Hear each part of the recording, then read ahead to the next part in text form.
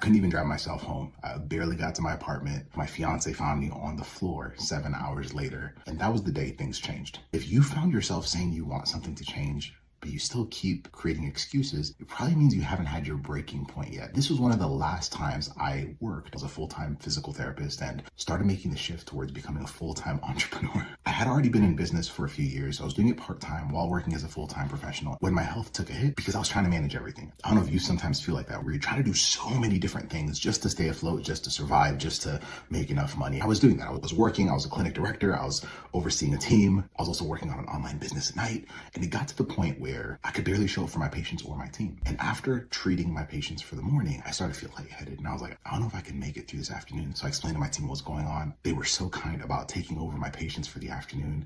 I couldn't even drive myself home. So I got an Uber. My apartment was about 30 minutes away. Got the Uber to my apartment, barely walked in. My fiance and soon-to-be wife, who was at the time working as a school psychologist, found me hours later in my apartment on the floor, having knocked out. I don't even remember falling. I don't remember getting on the ground. I just know that hours later I was there because I had worked myself to the edge.